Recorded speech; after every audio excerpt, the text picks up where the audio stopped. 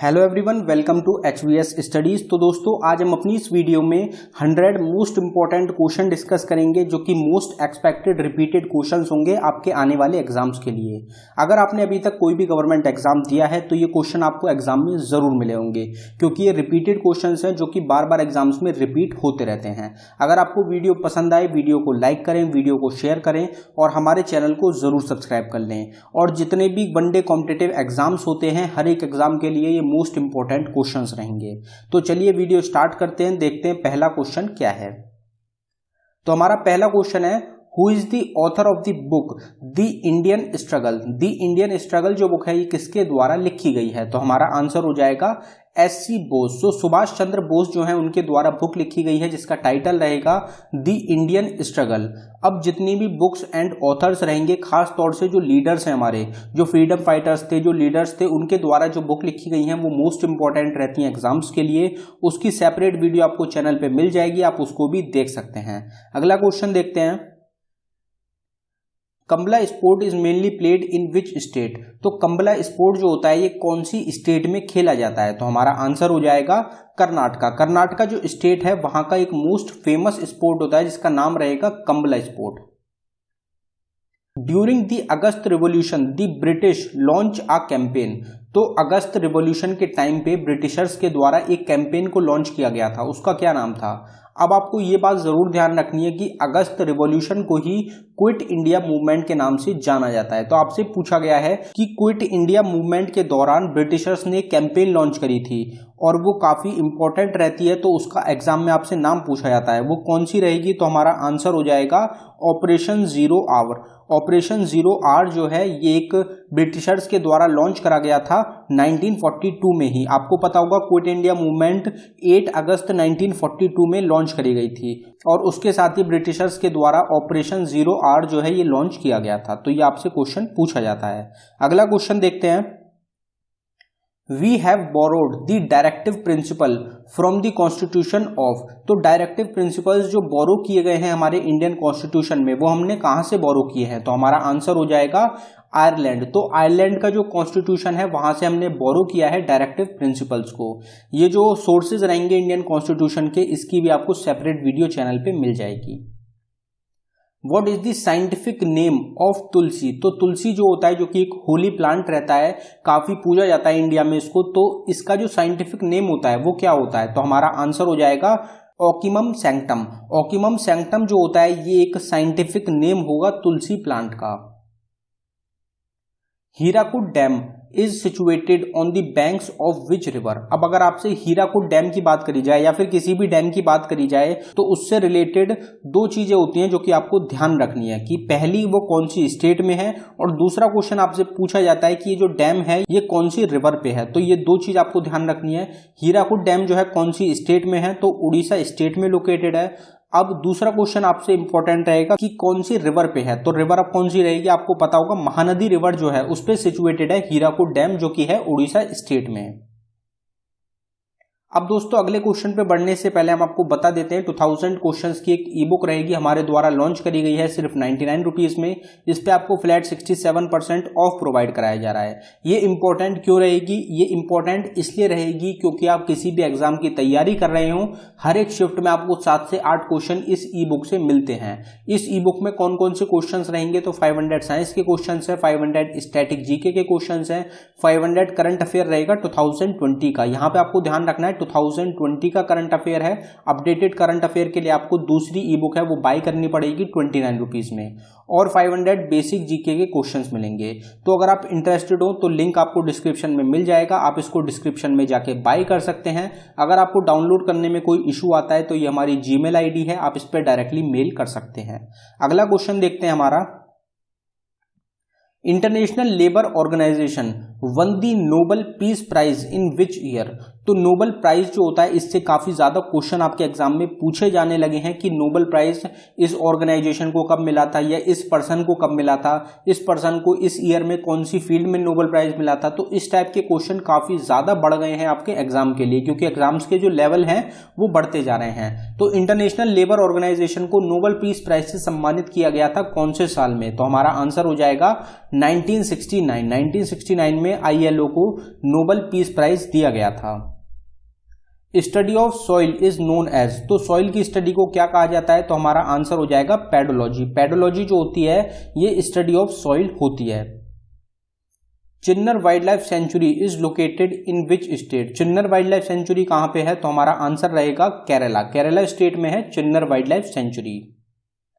Press freedom day is observed on, press freedom day कब होता है? तो डेज से भी एक क्वेश्चन हर एग्जाम में पूछा जाता है, तो डेज को अच्छी तरीके से तैयार करें, सेपरेट वीडियो मिल जाएगी। हमारा आंसर हो जाएगा 3 मई। हर साल 3 मई को ऑब्जर्व किया जाता है प्रेस फ्रीडम डे को।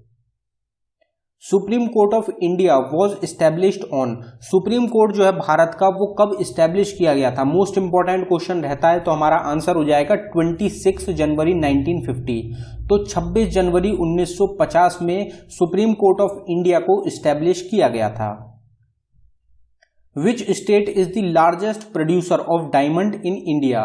तो डायमंड जो होता है वो सबसे ज्यादा इंडिया की कौन सी स्टेट में प्रोड्यूस किया जाता है, या फिर जो खदानें होती हैं डायमंड की जहां से डायमंड को प्राप्त किया जाता है वो सबसे ज्यादा कहां पे है, कौन सी स्टेट में है? तो हमारा आंसर हो जाएगा मध्य प्रदेश। तो मध्य प्रदेश जो स्टेट है यहीं पे डायमंड का सबसे ज्यादा प्रोडक्शन होता है।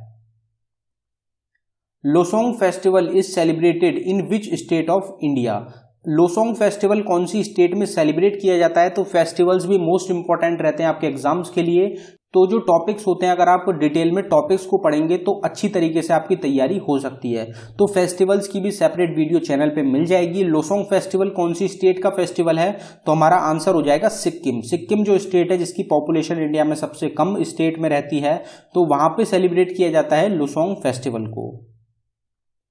Who is the author of the book The Golden Threshold? The Golden Threshold book के ऑथर कौन है? तो हमारा आंसर हो जाएगा सरोजिनी नायडू। सरोजिनी नायडू जो है ये ऑथर रहेंगी बुक की जिसका टाइटल रहेगा द गोल्डन थ्रेशोल्ड। और भी काफी सारी बुक्स हैं जो कि सरोजिनी नायडू के द्वारा लिखी गई हैं। अगला क्वेश्चन देखते हैं। Nagarjuna Sagar dam is located in which state of India? तो नागार्जुन सागर डैम जो है ये इंडिया की कौन सी स्टेट में है? तो हमारा आंसर हो जाएगा बोथ ए एंड बी। तो काफी बार आपको कंफ्यूजन हो जाता है कि तेलंगाना में है या फिर आंध्र प्रदेश में है। तो नागार्जुन सागर डैम जो है ये बॉर्डर पे रहता है तेलंगाना और आंध्र प्रदेश स्टेट के, तो दोनों स्टेट में गिना जाता है। अगर आपको दोनों ऑप्शन दिए गए हैं तो आपका आंसर हो जाएगा बोथ ए एंड बी, और अगर आपको दोनों में से किसी एक स्टेट का नाम मिला है तो वो आपका करेक्ट आंसर हो जाएगा। अगला क्वेश्चन देखते हैं। Kheda Satyagraha was happened in which year? तो खेड़ा सत्याग्रह जो हुआ था ये कब हुआ था? तो हमारा आंसर हो जाएगा 1918। 1918 में खेड़ा सत्याग्रह जो था ये हुआ था। Article 61 is related to which of the following? तो अगर किसी व्यक्ति ने कोई भी एग्जाम दिया है तो ये क्वेश्चन उसके एग्जाम में जरूर पूछा गया होगा, क्योंकि ये हर एक एग्जाम में आपको ज्यादातर देखने को मिलता है। आर्टिकल 61 जो होता है ये किस चीज से रिलेटेड होता है? तो हमारा आंसर हो जाएगा इम्पीचमेंट ऑफ प्रेसिडेंट। तो प्रेसिडेंट को हटाने का जो प्रावधान है, जो प्रोसेस है, वो बताया गया है आर्टिकल 61 में। और इसके साथ ही साथ एक आर्टिकल रहता है 110। आर्टिकल 110 जो होता है वो भी एग्जाम्स में काफी ज्यादा पूछा जाता है, जो कि रिलेटेड होता है मनी बिल से। और इससे पहले वाली जो हमारी वीडियो थी 100 क्वेश्चंस की, अगर आपने वो मिस कर दिया तो आप उसको भी देख सकते हैं, उसमें भी काफी सारे इंपॉर्टेंट क्वेश्चन डिस्कस करे गए हैं। अगला क्वेश्चन देखते हैं। Pulikali is a folk dance of which state? Pulikali जो है कौन सी स्टेट का फोक डांस है? तो हमारा आंसर हो जाएगा केरला। केरला स्टेट का एक इंपॉर्टेंट फोक डांस है Pulikali dance. Where is the headquarter of Bhabha atomic research centre?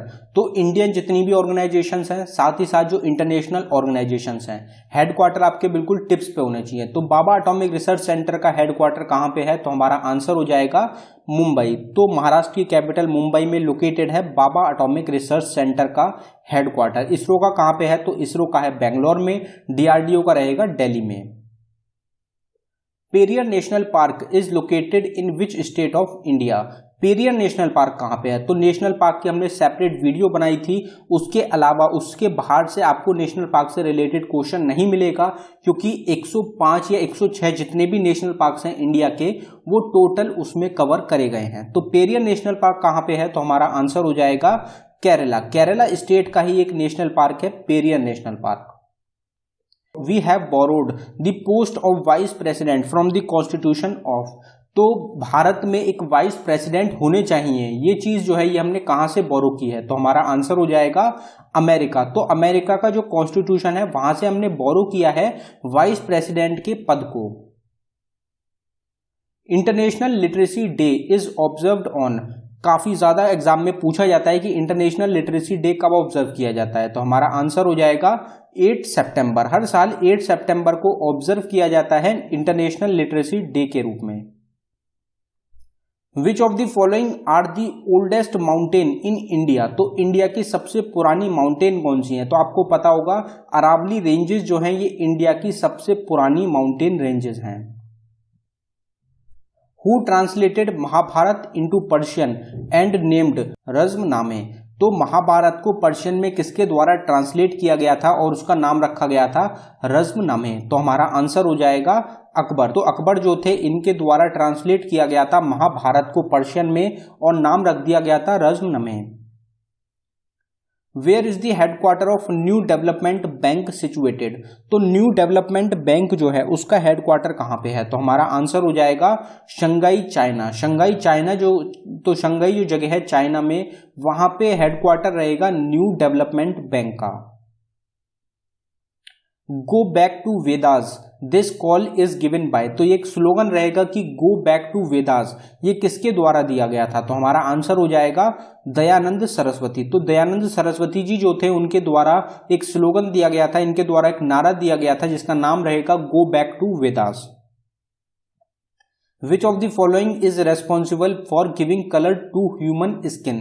तो हमारी जो स्किन होती है उसको जो कलर दिया जाता है, जैसे किसी की स्किन ब्लैक होती है, किसी की व्हाइट होती है, किसी की हल्की सी ब्राउनिश होती है, तो वो जो कलर होता है वो किस चीज पे डिपेंड होता है? तो हमारा आंसर हो जाएगा मेलानिन। तो मेलानिन जो होता है एक सब्सटेंस होता है जिसके ऊपर डिपेंड होता है ह्यूमन बॉडी का colour. Which gas is also known as lazy gas. तो कौन सी गैस होती है या फिर इनर्ट गैस होती है जिसको कि लेजी गैस बोला जाता है? तो हमारा आंसर हो जाएगा आर्गन। तो आर्गन जो गैस होती है इसको लेजी गैस के नाम से भी जाना जाता है। How many digits are there in GST identification number. तो जीएसटी आइडेंटिफिकेशन नंबर जो होता है उसमें कितनी डिजिट होती हैं? तो हमारा आंसर हो जाएगा 15 डिजिट होती हैं जीएसटी के आइडेंटिफिकेशन नंबर में। सबसे पहले जीएसटी किसने इंप्लीमेंट करा था? तो सबसे पहले फ्रांस के द्वारा इंप्लीमेंट किया गया था। जो कैनेडियन जीएसटी है उससे रिलेटेड हमारा सिमिलर जीएसटी हमने बनाया है। तो ये कुछ क्वेश्चंस होते हैं जीएसटी की भी आपको सेपरेट वीडियो चैनल पे मिल जाएगी। Which country is not a member of SAARC. तो सार्क जो ऑर्गेनाइजेशन है उसकी इनमें से कौन सी मेंबर कंट्री नहीं है? तो सार्क जो ऑर्गेनाइजेशन है इसकी काफी बार आपसे एग्जाम में मेंबर कंट्रीज पूछी जाती हैं। तो आपका आंसर हो जाएगा म्यांमार। तो म्यांमार जो कंट्री है ये मेंबर कंट्री नहीं है सार्क ऑर्गेनाइजेशन की। सार्क जो ऑर्गेनाइजेशन है इसकी फुल फॉर्म हो जाती है south Asian association for regional corporation. इसके करंट टाइम में 8 मेंबर कंट्रीज हैं। कौन कौन सी मेंबर कंट्रीज हैं वो आपको ध्यान रखनी है, मोस्ट इंपॉर्टेंट रहती हैं। तो बांग्लादेश, भूटान, इंडिया, मालदीव्स, नेपाल, पाकिस्तान, श्रीलंका, और 8वीं कंट्री रहेगी आपकी अफगानिस्तान। तो ये टोटल 8 कंट्रीज हैं जो कि मेंबर हैं सार्क ऑर्गेनाइजेशन की। इसमें आपको चाइना का ऑप्शन भी जरूर एग्जाम में मिलता है, तो चाइना भी जो है वो मेंबर नहीं है सार्क ऑर्गेनाइजेशन का।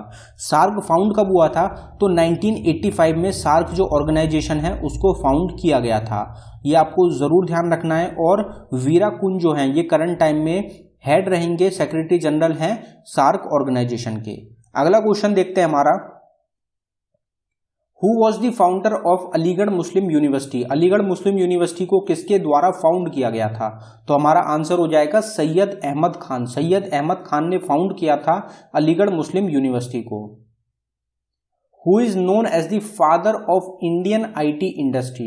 इंडियन आईटी इंडस्ट्री का फादर किसको कहा जाता है? तो हमारा आंसर हो जाएगा FC कोहली। FC कोहली को father of Indian IT industry के नाम से जाना जाता है। Cinnabar is the ore of which element. Elements के ओर आपको जरूर पता होना चाहिए। सिनेबर जो होता है किसका ओर होता है? तो हमारा आंसर हो जाएगा मरकरी। मरकरी का एक ओर होता है cinnabar. Sattriya is the dance form of which state of India. Sattriya जो है ये इंडिया की कौन सी स्टेट का डांस फॉर्म है? हमारा आंसर हो जाएगा असम। असम स्टेट का एक इंपॉर्टेंट डांस फॉर्म रहता है Sattriya dance. Which state has the maximum forest area cover. इस क्वेश्चन का आंसर तो कोई भी गलत नहीं कर सकता, हर एक व्यक्ति को पता होगा। तो हमारा आंसर हो जाएगा मध्य प्रदेश। मध्य प्रदेश स्टेट में सबसे ज्यादा फॉरेस्ट एरिया कवर है और मध्य प्रदेश ही स्टेट रहेगी जिसमें सबसे ज्यादा नेशनल पार्क्स हैं। ये आपको पता होना चाहिए। टोटल 11 नेशनल पार्क्स हैं मध्य प्रदेश स्टेट में। अगला क्वेश्चन देखते हैं। The doctrine of labs was introduced by home. Doctrine of labs जो है ये किसके द्वारा दिया गया था? तो आपको पता होगा लॉर्ड डलहौसी, जिनको फादर ऑफ इंडियन रेलवेज के नाम से भी जाना जाता है। इनके द्वारा डॉक्ट्राइन ऑफ लैब्स को इंट्रोड्यूस किया गया था। Kalbelia dance was added to UNESCO world heritage site in. तो कलबेलिया डांस को यूनेस्को वर्ल्ड हेरिटेज साइट में ऐड किया गया था कौन से साल में? यूनेस्को वर्ल्ड हेरिटेज साइट्स आपको सब पता होनी चाहिए। हमारा आंसर हो जाएगा 2010। 2010 में कलबेलिया डांस को यूनेस्को वर्ल्ड हेरिटेज साइट में ऐड किया गया था। विच of the following is the national sport of Bhutan. Bhutan का नेशनल स्पोर्ट क्या है? तो हमारी जितनी भी नेबरिंग कंट्रीज हैं उनके national sports, national animal, national bird, national flower, ये सब चीजें होती हैं जो कि आपको पता होनी चाहिए। तो नेशनल स्पोर्ट क्या है भूटान का? तो हमारा आंसर हो जाएगा आर्चरी। तो तीरंदाजी जो होती है, आर्चरी जो होती है, ये नेशनल स्पोर्ट है भूटान का। विच of the following article states about attorney general of India. तो अटॉर्नी जनरल ऑफ इंडिया जो है वो उनके बारे में कौन से आर्टिकल में बताया गया है? तो हमारा आंसर हो जाएगा आर्टिकल 76। तो आर्टिकल 76 जो है इसमें बताया गया है अटॉर्नी जनरल ऑफ इंडिया के बारे में। Where is Kudremukh mountain ranges situated. तो कुद्रमुख माउंटेन रेंजेस जो हैं ये कहाँ पे हैं? तो हमारा आंसर हो जाएगा कर्नाटका। कर्नाटका स्टेट में रहेंगी Kudremukh mountain ranges. In which among the following state Kamakhya temple is situated. Kamakhya temple कहाँ पे है? तो हमारा आंसर हो जाएगा असम। असम स्टेट में रहेगा कामाख्या टेम्पल। दिलवारा जैन टेम्पल्स हमने पीछे डिस्कस करा था, आपको ध्यान होगा पिछली वीडियो में करा था। और भी काफी सारे टेम्पल्स हैं इंडिया के जो कि एग्जाम में पूछे जाते हैं। टेम्पल्स की भी आपको सेपरेट वीडियो चैनल पे मिल जाएगी। The Ministry of Utmost Happiness is a book written by. Ministry of Utmost Happiness जो बुक है किसके द्वारा लिखी गई? तो हमारा आंसर हो जाएगा अरुंधति रॉय। अरुंधति रॉय को मैन बुकर्स प्राइज से भी सम्मानित किया जा चुका है और ये पहली महिला रहेंगी इंडिया की जिनको की बुकर्स प्राइज दिया गया था। कौन सी बुक के लिए? तो the God of small things जो बुक है अरुंधति रॉय की, उनके लिए इनको सम्मानित किया गया था। Tears in the eyes are produced by which of the following gland. तो साइंस का एक क्वेश्चन रहेगा कि हमारे आंख से जो आंसू निकलते हैं वो कौन से ग्लैंड की वजह से निकलते हैं? तो हमारा आंसर हो जाएगा लैक्रिमल ग्लैंड। तो लैक्रिमल ग्लैंड जो होता है यही रेस्पॉन्सिबल होता है हमारी आंख से आंसू निकलने के लिए।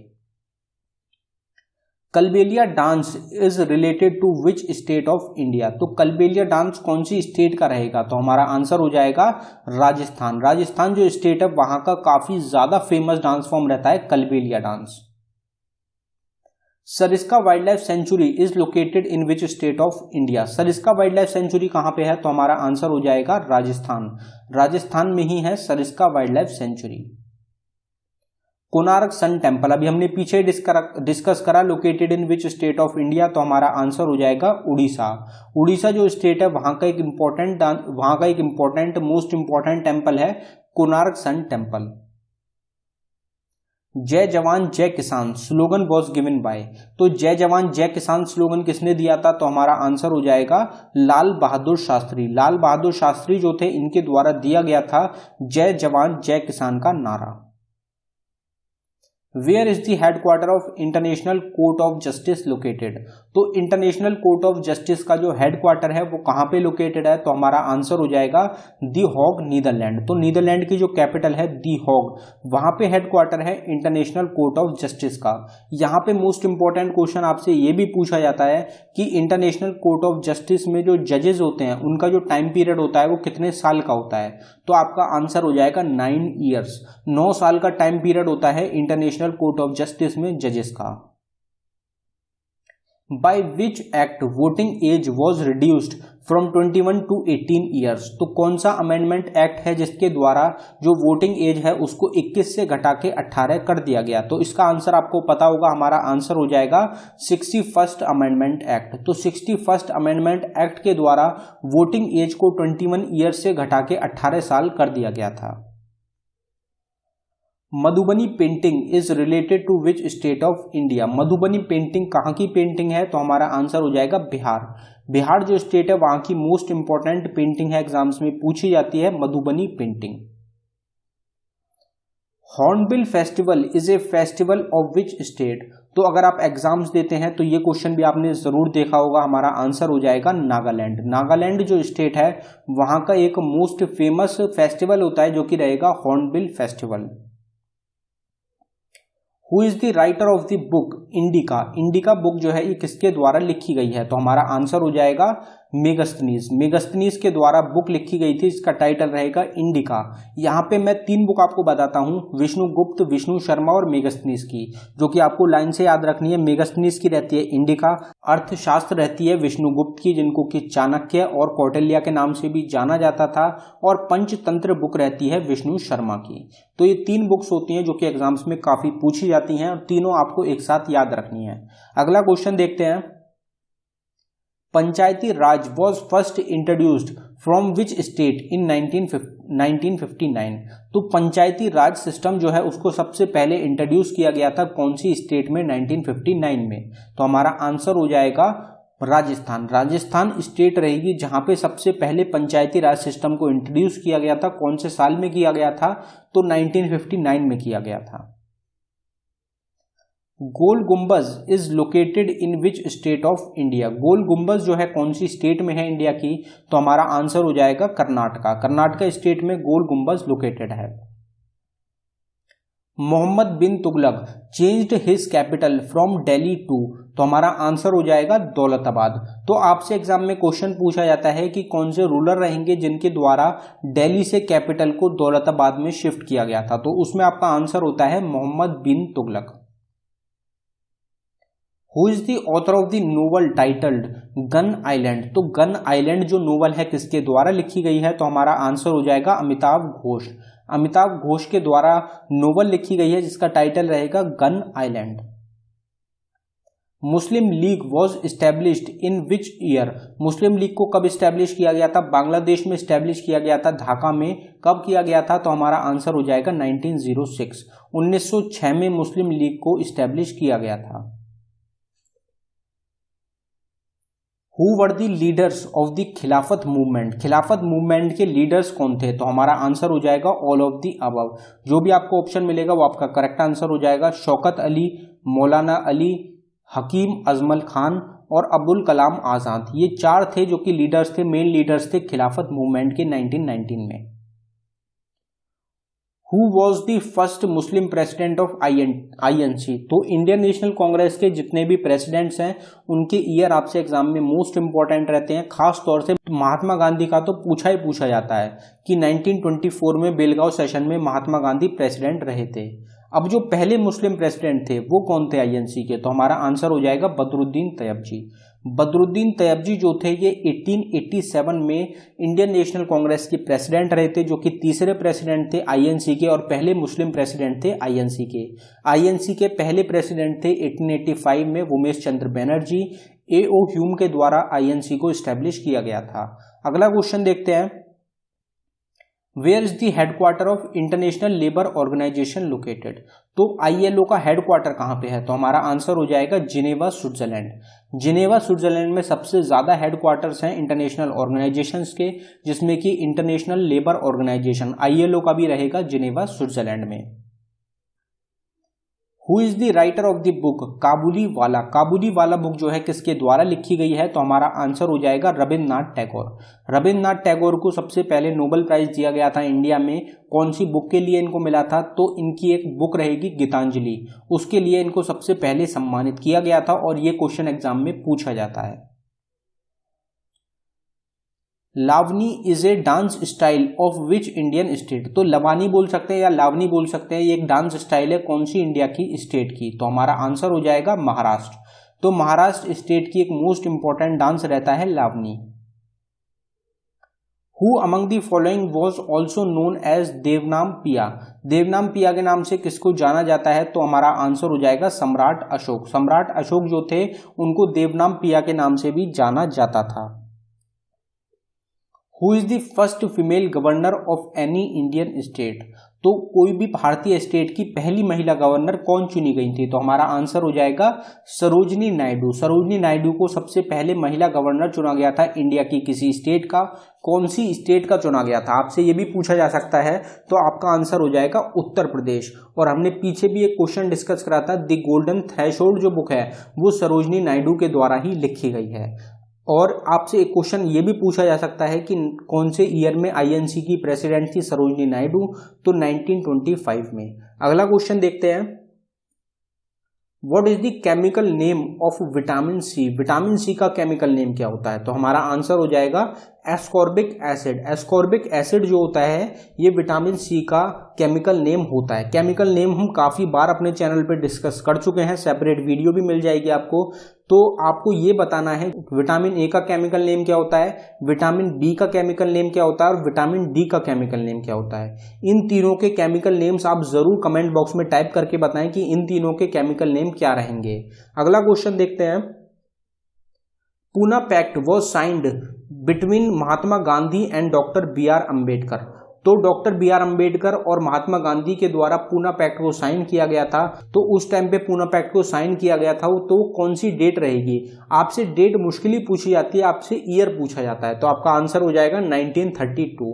तो 24 सितंबर 1932 को पूना पैक्ट साइन किया गया था महात्मा गांधी और डॉक्टर बी आर अम्बेडकर के द्वारा।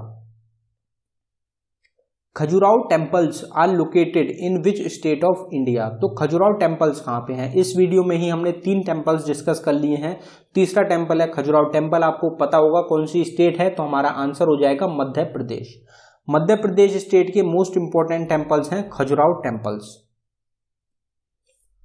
Who was awarded the Nobel Peace Prize in 2020? तो 2020 में नोबेल पीस प्राइज किसको दिया गया था? तो हमारा आंसर हो जाएगा वर्ल्ड फूड प्रोग्राम। WFP को, वर्ल्ड फूड प्रोग्राम को नोबेल पीस प्राइज दिया गया था 2020 में। Make in India scheme was launched in which year? Make in India scheme को कब लॉन्च किया गया था? तो हमारा आंसर हो जाएगा 2014। 2014 में मेक इन इंडिया स्कीम को लॉन्च किया गया था इंडिया के अंदर। What is the time period of first 5 year plan? तो फर्स्ट 5 ईयर प्लान भी आपसे जरूर पूछा जाता है, तो हमारा आंसर हो जाएगा 1951 से 1956। 1951 से 56 जो था ये आपका फर्स्ट 5 ईयर प्लान था।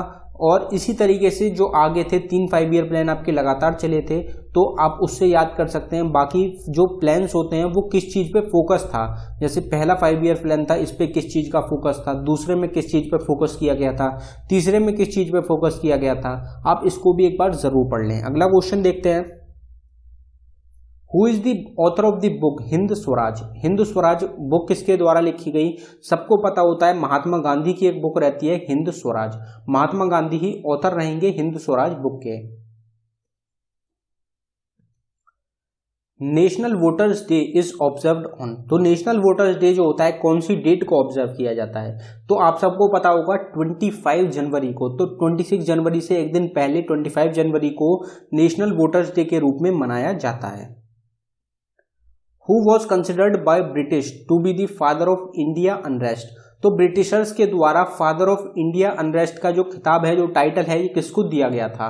तो आपका आंसर हो जाएगा लोकमान्य तिलक। लोकमान्य तिलक को एक टाइटल दिया गया था ब्रिटिशर्स के द्वारा, जो कि रहेगा फादर ऑफ इंडिया अनरेस्ट। तो फादर ऑफ इंडिया अनरेस्ट भी बोला जाता था लोकमान्य तिलक को।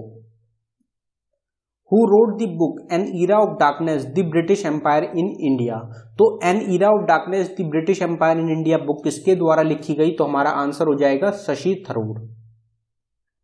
Sanchi stupa was added to UNESCO world heritage site in which year. तो ये क्वेश्चन एग्जाम में काफी बार पूछा गया है, हमारा आंसर हो जाएगा 1989। 1989 में सांची स्तूपा को यूनेस्को वर्ल्ड हेरिटेज साइट में ऐड कर दिया गया था। सांची स्तूपा कहां पे लोकेटेड है, तो मध्य प्रदेश स्टेट में। Which of the following was the first electronic computer. Bharat का पहला इलेक्ट्रॉनिक कंप्यूटर कौन सा था, तो हमारा आंसर हो जाएगा एनिएक। एनिएक जो था ये पहला इलेक्ट्रॉनिक कंप्यूटर था। Where is the headquarter of UNICEF located. तो यूनिसेफ जो ऑर्गेनाइजेशन है, United Nation International Children Emergency Fund, उसका हेडक्वार्टर कहां पे है, तो हमारा आंसर हो जाएगा न्यूयॉर्क। तो न्यूयॉर्क जो जगह है अमेरिका में, वहां पे हेडक्वार्टर है यूनिसेफ ऑर्गेनाइजेशन का। Beri disease is cause due to the deficiency of. Beri disease किस कारण की वजह से होती है, तो हमारा आंसर हो जाएगा विटामिन B1। विटामिन B1 की कमी की वजह से बेरी बीमारी, बेरी जो डिसीज होती है ये होती है। विटामिन की सेपरेट वीडियो मिलेगी जिसमें सारी डेफिशिएंसी डिस्कस करी गई हैं, साथ ही साथ विटामिन के केमिकल नेम भी आपको बताए गए हैं, साइंटिफिक नेम सारे डिस्कस करे गए हैं। अगला क्वेश्चन देखते हैं। Government of India announced demonetisation on. तो डिमोनेटाइजेशन जो अनाउंस किया गया था GOI गवर्नमेंट ऑफ इंडिया के द्वारा, वो कब किया गया था, कौन सी डेट को किया गया था, तो हमारा आंसर हो जाएगा 8 नवंबर 2016। 8 नवंबर 2016 को गवर्नमेंट ऑफ इंडिया ने डिमोनेटाइजेशन को अनाउंस किया था। Which country will host the FIFA world cup in 2022। तो ये भी काफ़ी ज़्यादा एग्जाम्स में पूछा जाता है कि फीफा वर्ल्ड कप जो होगा 2022 में वो कौन सी कंट्री होस्ट करेगी, तो इसमें आपका आंसर हो जाएगा कतर। तो कतर जो कंट्री है वो होस्ट करने जा रही है फीफा वर्ल्ड कप 2022 का।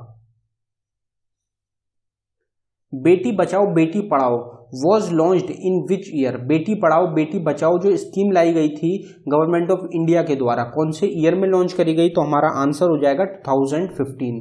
2015 में स्कीम को लॉन्च किया गया था, Beti Bachao Beti Padhao.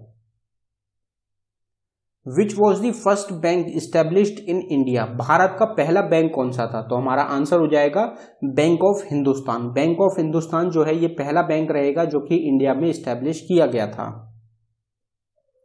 Name the outermost boundary of the cell. Cell की आउटर मोस्ट जो बाहरी जो सतह होती है उसको क्या बोला जाता है, तो हमारा आंसर हो जाएगा प्लाज्मा मेम्ब्रेन। प्लाज्मा मेम्ब्रेन जो होता है ये आउटर मोस्ट बाउंड्री होती है किसी सेल की। Where is the headquarter of NATO located. NATO जो ऑर्गेनाइजेशन है उसका हेडक्वार्टर कहां पे है, नॉर्थ अटलांटिक ट्रीटी ऑर्गेनाइजेशन। तो हमारा आंसर हो जाएगा ब्रुसेल बेल्जियम। तो बेल्जियम की कैपिटल रहती है ब्रुसेल्स, वहां पे हेडक्वार्टर है नाटो ऑर्गेनाइजेशन का। Where is the famous Mahabodhi temple located. Mahabodhi temple कहां पे है, तो हमारा आंसर हो जाएगा बोधगया।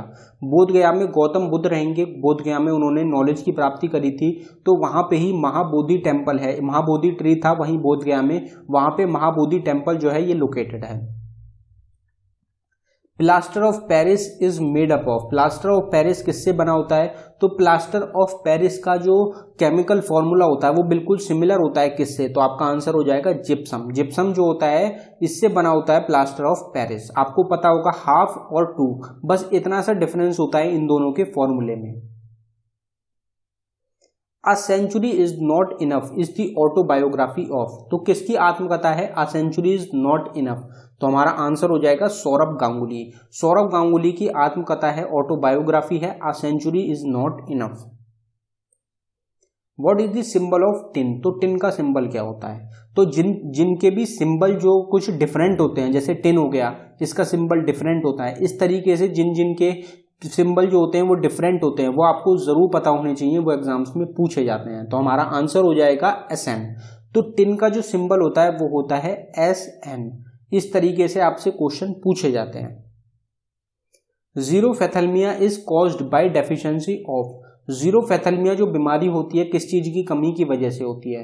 अब हम जीरोफेथेल्मिया को अगर नाइट ब्लाइंडनेस बोलते हैं तो आप डायरेक्टली आंसर दे सकते हैं कि विटामिन ए हो जाएगा। तो जीरोफेथेल्मिया को ही नाइट ब्लाइंडनेस बोला जाता है, विटामिन ए की कमी की वजह से ये बीमारी होती है। Who is the first Indian women to win Olympic medal. तो ये क्वेश्चन भी हम काफ़ी बार डिस्कस कर चुके हैं कि पहली भारतीय महिला कौन थी जिनके द्वारा ओलंपिक मेडल जीता गया था। तो आपका आंसर हो जाएगा कर्णम मल्लेश्वरी। कर्णम मल्लेश्वरी भारत की पहली महिला थी जिनके द्वारा ओलंपिक में मेडल जीता गया था। कब जीता गया था? 2000 में जीता गया था। कौन सी फील्ड रहेगी? तो वेट लिफ्टर रहेंगी। ये एक वेट लिफ्टर हैं जिनके द्वारा ओलंपिक में मेडल जीता गया था 2000 में। इनको पद्मश्री, पद्म विभूषण और राजीव गांधी खेल रत्न अवार्ड से भी सम्मानित किया जा चुका है। इनके अलावा दूसरी महिला कौन है जिनको वेट लिफ्टिंग में ओलंपिक में मेडल मिला है? तो अभी करंट टाइम में टोक्यो 2020 के ओलंपिक हुए हैं, उसमें जो मीराबाई चनू हैं उनके द्वारा भी वेट लिफ्टिंग में मेडल जीता गया है। तो कर्णम मल्लेश्वरी के द्वारा ब्रॉन्ज मेडल जीता गया था 2000 में, और जो मीराबाई चनू हैं उनके द्वारा सिल्वर मेडल जीता गया है वेट लिफ्टिंग में ओलंपिक 2020 में, और वो दूसरी महिला बन गई हैं जिनके द्वारा मेडल जीता गया है वेट लिफ्टिंग की फील्ड में। अगला क्वेश्चन देख लेते हैं हमारा, who wrote the book War and Peace. War and Peace जो बुक है किसके द्वारा लिखी गई? तो हमारा आंसर हो जाएगा Leo Tolstoy. Leo Tolstoy author हैं वॉर एंड पीस बुक के। Which article states that there should be a Supreme Court. Supreme Court होना चाहिए इंडिया में, कौन से आर्टिकल में बताया गया है? तो हमारा आंसर हो जाएगा article 124। Who wrote the book Train to Pakistan. Train to Pakistan किसके द्वारा लिखी गई? तो हमारा आंसर हो जाएगा खुशवंत सिंह। खुशवंत सिंह के द्वारा बुक लिखी गई है जिसका टाइटल रहेगा ट्रेन टू पाकिस्तान। इनको पद्मश्री और पद्म भूषण अवार्ड से भी सम्मानित किया जा चुका है। जो पद्म भूषण अवार्ड दिया गया था इनको, वो इनके द्वारा वापस कर दिया गया था क्योंकि जो गोल्डन टेम्पल है अमृतसर में, वहाँ की जो ट्रेजेडी हुई थी उसको देखते हुए, उससे दुखी होके खुशवंत सिंह जी जो है इनके द्वारा पद्म भूषण जो अवार्ड था वो वापस कर दिया गया था, और इनको पद्म भूषण और पद्मश्री दोनों अवार्ड्स मिल चुके हैं। अगला क्वेश्चन देखते हैं, Who among the following presided the Lahore session of Indian National Congress in 1909? तो लाहौर सेशन जो हुआ था इंडियन नेशनल कांग्रेस का 1909 में, उसमें प्रेसिडेंट कौन थे? तो हमारा आंसर हो जाएगा मदन मोहन मालवीय। मदन मोहन मालवीय जो थे ये प्रेसिडेंट थे लाहौर सेशन के, इंडियन नेशनल कांग्रेस के 1909 के। Rouf is the folk dance of which state और यूनियन टेरिटरी? तो हमारा आंसर हो जाएगा जम्मू कश्मीर। तो जम्मू कश्मीर जो कि यूनियन टेरिटरी है वहां का एक मोस्ट इंपॉर्टेंट फोक डांस है रॉफ डांस।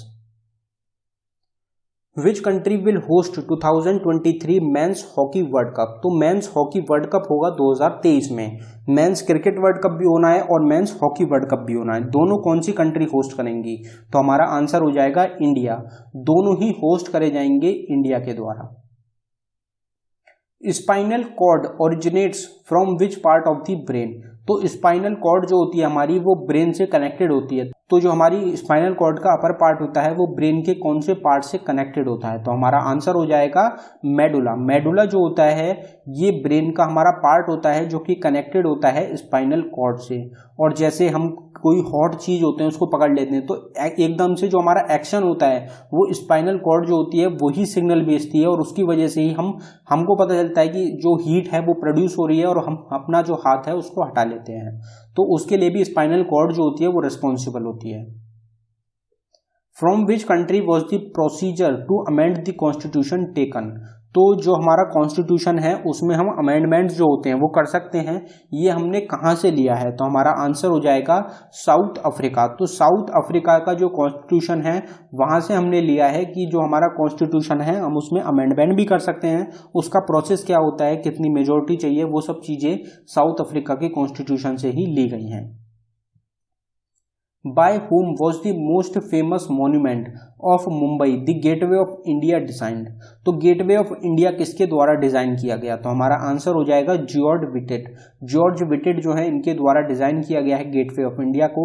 एडविन लुटियंस के द्वारा दिल्ली को डिजाइन किया गया है। दिल्ली हो गया, जो इंडिया गेट है वो हो गया, ये सब चीज जो रहेंगी ये एडविन लुटियंस के द्वारा ही डिजाइन करी गई है। जॉर्ज विटेट ने द गेटवे ऑफ इंडिया को डिजाइन किया है, ये आपको ध्यान रखना है। तो दोस्तों ये था हमारी वीडियो का आखिरी क्वेश्चन। अगर आपको वीडियो पसंद आई हो वीडियो को लाइक करें। अगर आपने अभी तक चैनल को सब्सक्राइब नहीं किया है तो आप चैनल को जरूर सब्सक्राइब कर लें। आप नीचे देख सकते हैं 600 प्लस क्वेश्चंस की करंट अफेयर की हमारी ई बुक रहेगी, जिसमें आपको जनवरी से लेके जून 2021 तक के सारे करंट अफेयर के क्वेश्चंस मिल जाएंगे। ये सिर्फ आपको 29 रुपीज़ में मिल रही है। आप इसको जरूर बाय कर लें और यकीन मानिए आपको ये काफ़ी ज़्यादा पसंद आएगी, क्योंकि इसमें सारे क्वेश्चन मोस्ट इंपॉर्टेंट हैं और अगर आप इंटरेस्टेड हो तो लिंक आपको डिस्क्रिप्शन में मिल जाएगा, आप डिस्क्रिप्शन में जाके इसको बाय कर सकते हैं। इस पर फ्लैट 70% ऑफ मिल रहा है आपको। और बाकी जितने भी टॉपिक्स होते हैं उसकी आप सेपरेट वीडियो देख सकते हैं। उसके लिए आपको एक प्लेलिस्ट मिल जाएगी डिस्क्रिप्शन में, जिसका नाम रहेगा, टाइटल रहेगा all static GK topic. All static GK topic के नाम से प्लेलिस्ट रहेगी, उसमें 150 से ज़्यादा टॉपिक कवर कराए गए हैं। आप उसको देख सकते हैं, उसमें सारे टॉपिक मिलेंगे डिटेल में बिल्कुल।